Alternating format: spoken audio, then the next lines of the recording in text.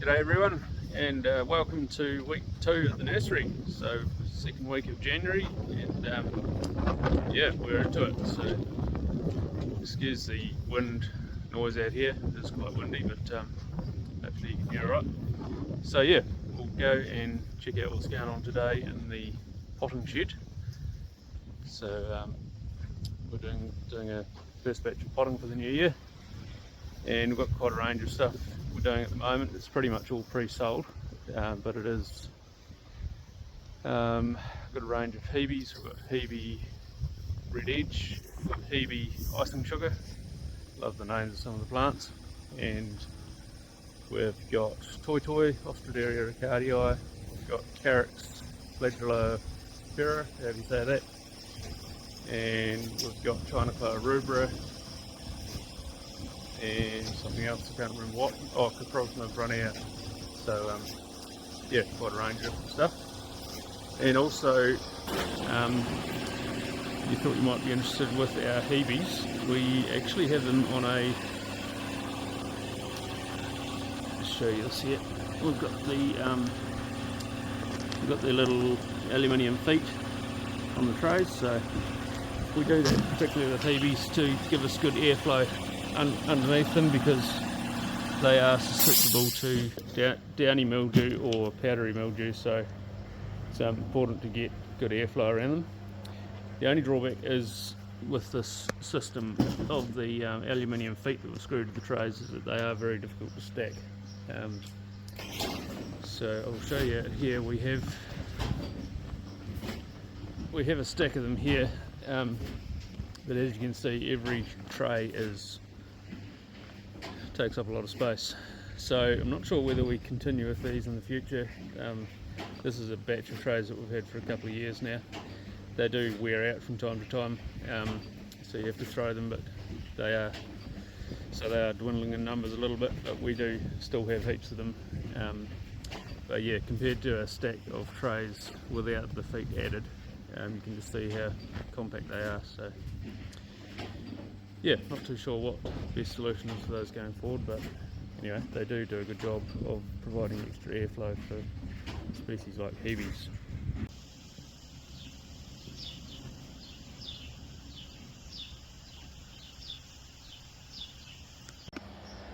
So one of the new initiatives we started doing last year was recycling pots. So over here we have a stack of reused pots, or should I say used pots that we're going to reuse.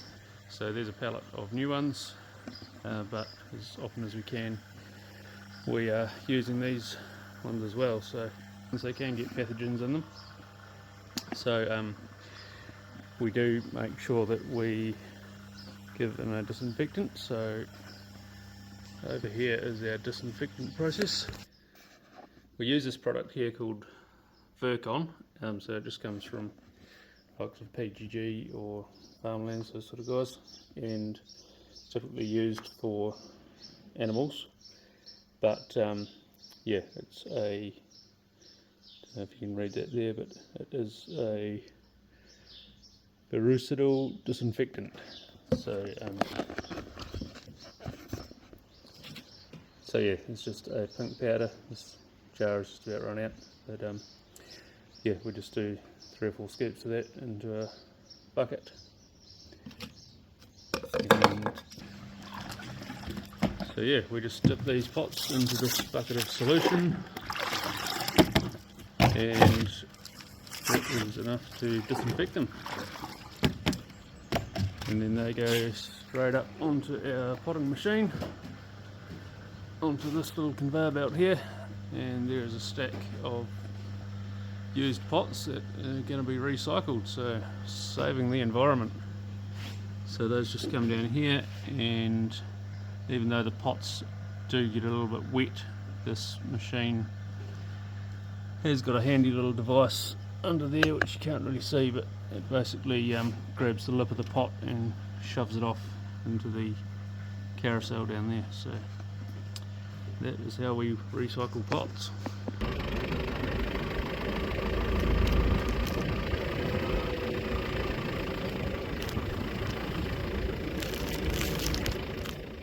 So one of the projects we've got going on is we're setting up a new heated bench in one of our propagation houses for putting cuttings on. So I'll show you in here. So this is one of our small propagation houses, and I've already made a start on this.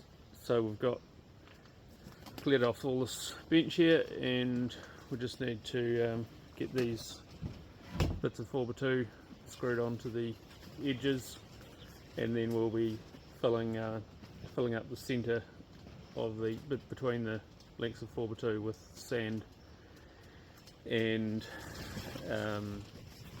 polystyrene around the edges for insulation, and also a layer of black polythene so that this sand doesn't sink into the polystyrene. And we'll also be putting a heated cable in as well, so that provides the heat for the bed, which distributes through the sand. So just to explain a bit more about the heated propagation bench for cuttings, so this is another one we've already got. So you can see the 4x2 frame around the edge, and you can see the layer of polystyrene here and the layer of polythene under that, and that has a heated cable which you can just see the end of poking in there, so that goes down into the bed, and that's just looped back and forth along the bed. And then that's controlled by a thermostat, so we have the thermostat there, and that is a probe that goes into the tray so that it regulates the heat. And then we've got the mist system, so this is just a very basic electronic leaf, so the water from the misting nozzles up there, when they turn on, it lands on that leaf, and the weight of the water pushes it down. And in there is a little mercury switch, so as it comes up, the mercury rolls back in that little glass vial you can see, and as that leaf just keeps getting drier and drier, goes up, and that mist is just turned on.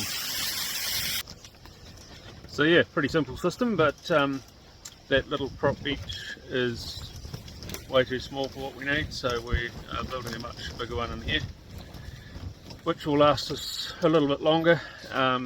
This whole prop house is very temporary.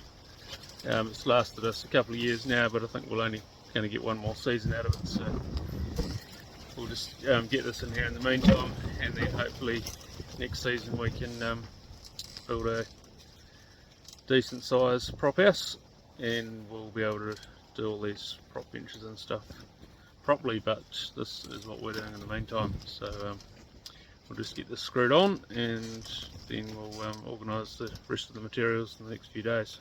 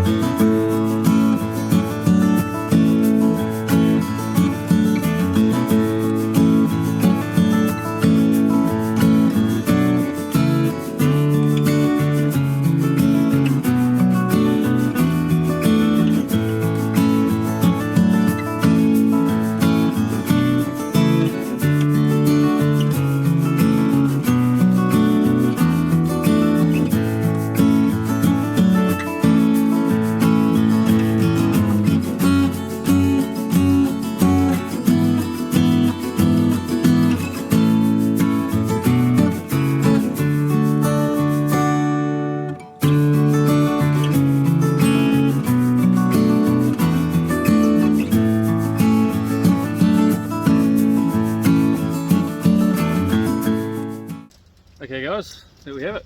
That is ready to receive some polystyrene and a layer of polythene before we fill it up with sand and the heating cable. So stay tuned for more progress on that.